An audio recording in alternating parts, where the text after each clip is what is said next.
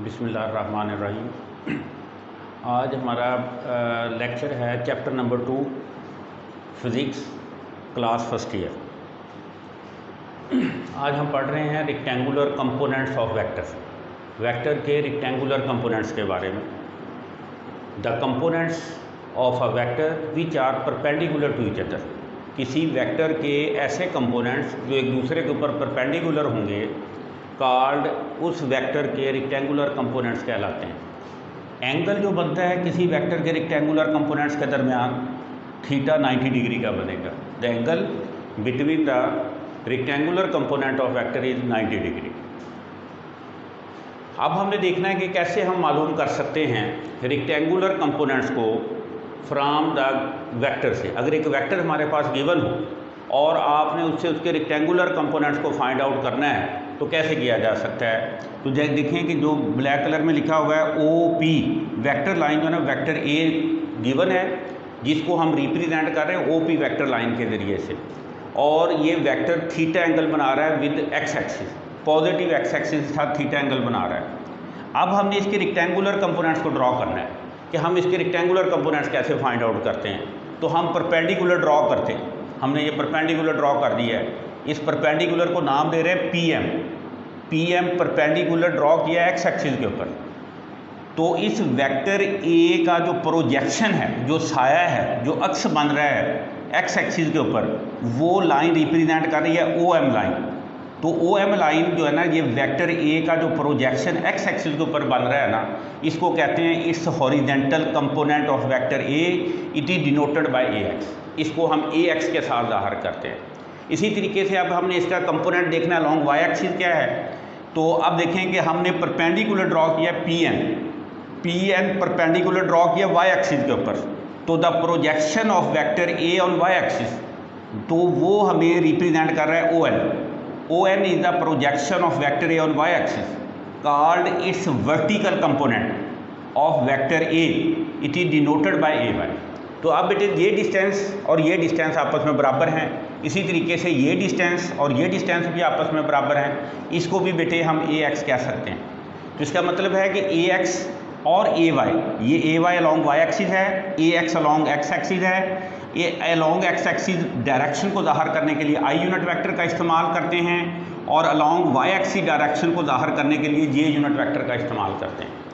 तो इसका मतलब AX और AY के दरमियान are the component of vector A, ये वेक्टर A के पार्ट्स हैं, जूज हैं। तो लिहाजा इनके दरमियान जो एंगल बन रहा है ना, ये 90 डिग्री का है। तो इसका मतलब हम वेक्टर A के AX और AY को वेक्टर A के रेक्टेंगुलर कंपोनेंट्स कहते हैं।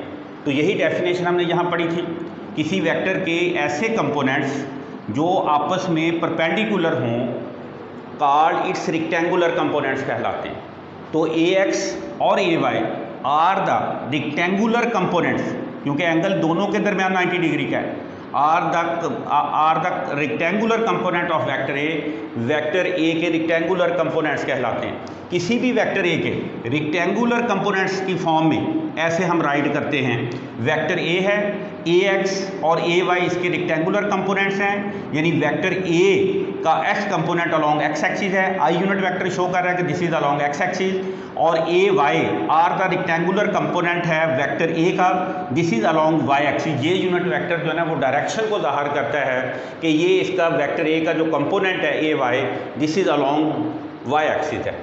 अब हमने वेक्टर A हमारे पास गिवन है, एंगल भी हमें गिवन है, हमने AX और AY को in terms of vector A लिखना है। अब वेक्टर A की टर्म में लिखना चाह रहे हैं। हमारा काम भी ये है कि हम रेक्टेंगुलर कंपोनेंट्स को in terms of vector A लिखना है। तो लिहाजा इसके लिए हमने फिगर का सहारा लेंगे। फिगर में हमारे पास ट्राइंगल गिवन है OPM, ये एक ट्राइंगल है हमारे पास। इस ट्राइंगल के अंदर अगर देखा जाए थीटा के सामने वाला हमेशा परपेंडिकुलर होता है, और थीटा और 90 के जिसके साथ वो बेस होता है, और इसके बाद जो थीटा जिसके साथ है वो थर्ड जो साइड है इसकी वो हाइपोटेनियस कहलाएगी। तो इसका मतलब बेस, परपेंडिकुलर और हाइपोटेनियस।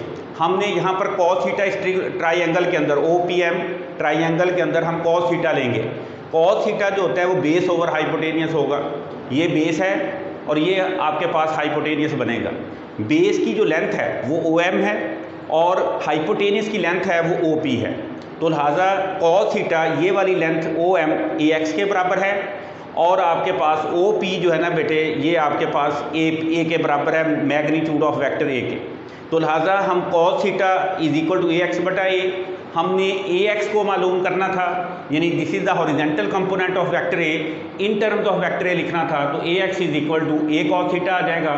इसका मतलब AX stand for cos theta, A की जगह पर A आ गया और X के लिए क्या आ गया cos थीटा। इसका मतलब जब भी हॉरिजेंटल कंपोनेंट आएगा तो उसके लिए cos थीटा आता है। नौ अब हम लेंगे इसी के अंदर, इसी ट्राइंगल OPM के अंदर, अब हमने इसके वर्टिकल कंपोनेंट को राइट करना चाहते हैं, इन terms of vector A right करना चाह रहे हैं, तो इसी ट्राइंगल के अंदर हम साइन थीटा लेंगे।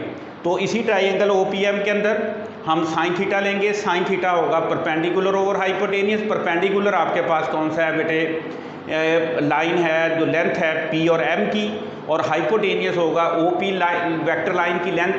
तो लिहाजा परपेंडिकुलर और hypotenuse PM over OP, PM हमारे पास AY और OP हमारे पास A के बराबर है, तो AY is equal to A sine theta. इसका मतलब Y stand for vertical component के लिए साइन थीटा आता है। इस तरीके से हमने हॉरिजेंटल और vertical component of vector A को in terms of vector A write कर दिया। AX is equal to A cos theta and AY is equal to A sine theta.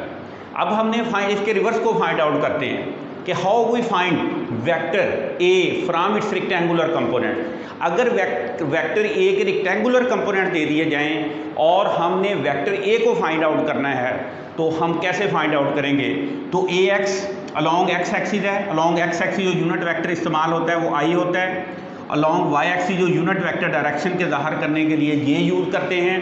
अगर AX और vector AY are the rectangular components, जो black colour के अंदर लिखा हुआ है, तो देखें बेटे AX और AY are the rectangular component of a vector A are given.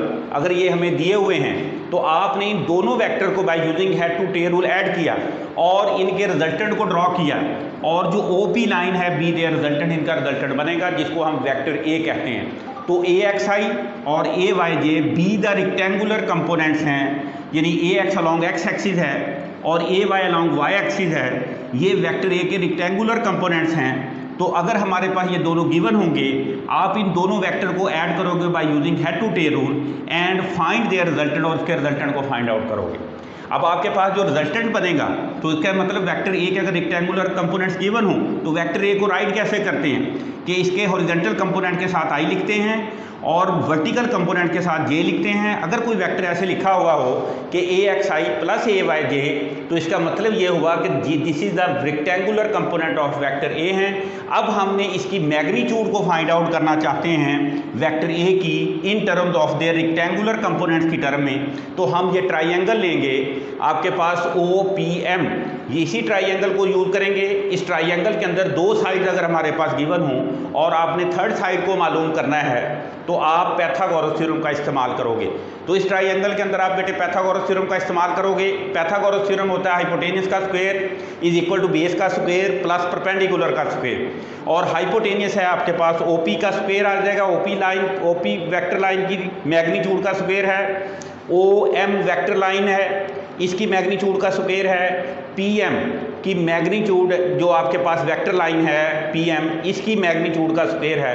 तो जब आप इसको बेटे हल करोगे, इनकी वैल्यूज को पुट करोगे, OP A के बराबर है और OM को AX के साथ AX का स्क्वायर बन जाएगा और PM जो है ना AY का स्क्वायर बन जाएगा। Taking square root both side, दोनों साइड के ऊपर हम स्क्वायर रूट लेंगे, तो आपके पास this is the formula of vector A की मैग्नीट्यूड का फार्मूला है in terms of their rectangular component. अगर कोई वेक्टर A ऐसे लिखा हुआ होगा तो इसकी मैग्नीट्यूड को लिखा जा सकता है AX का स्क्वायर, I को छोड़ देंगे, J को भी छोड़ देंगे, AX का स्क्वायर प्लस AY का स्क्वायर और उसका स्क्वायर हो। तो इस फॉर्म, अगर कोई वेक्टर रेक्टेंगुलर कंपोनेंट्स की फॉर्म के अंदर गिवन हो और आपने को कहा जाए उसकी मैग्नीट्यूड को कैलकुलेट करना है, तो आप उसकी मैग्नीट्यूड को कैलकुलेट करने के लिए इस फार्मूले का सहारा लोगे कि I को भी छोड़ दोगे, J को भी छोड़ दोगे, वेक्टर A के ऊपर एरो नहीं डालोगे या उसकी मैग्नीट्यूड लिखेंगे अकेली, तो AX का स्क्वायर, I के कोएफिशिएंट का स्क्वायर और प्लस J के कोएफिशिएंट का स्क्वायर, तो उस वेक्टर की मैग्नीट्यूड को लिखा है in terms of the rectangular component. For direction अगर आप जब भी वेक्टर की बात करते हैं तो साथ डायरेक्शन को भी कैलकुलेट करना है। थीटा इसकी डायरेक्शन को ज़ाहिर कर रहा है। Now we find the direction of vector A, तो इसके लिए भी हमने ट्राइंगल ओ पी एम लेंगे। ओ पी एम ट्राइंगल को हम इस्तेमाल करेंगे। इस ट्राइंगल के अंदर हम टेंजेंट थीटा लेंगे। टेंजेंट थीटा होता है परपेंडिकुलर ओवर बेस के बराबर होता है। परपेंडिकुलर ओवर बेस, परपेंडिकुलर कौन सी लाइन है? पी एम परपेंडिकुलर है और बेस है O M line. O M line इसकी क्या है? बेस है। तो परपेंडिकुलर ए वाई के बराबर है, बेस ए एक्स के बराबर है। यहाँ पर हमने ए वाई और ए एक्स को पुट किया। अब हमने थीटा को मालूम करना था। टेंजेंट दूसरी तरफ जाएगा, टेंजेंट इन्वर्स हो जाएगा। Theta is equal to tangent inverse A Y बटा ए एक्स। तो इस फार्मूले को यूज़ करके हम उस वेक्टर की डायरेक्शन को मालूम कर सकते हैं। तो इसका मतलब अगर एक vector in terms of rectangular components given हो तो फिर जे के को हम लेंगे, उसकी डायरेक्शन को निकालना हो तो लिखेंगे थीटा टेन इनवर्स जे के कोएफिशिएंट ओवर आई का कोएफिशिएंट। तो इस तरीके से हम उस वेक्टर की डायरेक्शन को कैलकुलेट कर सकते हैं।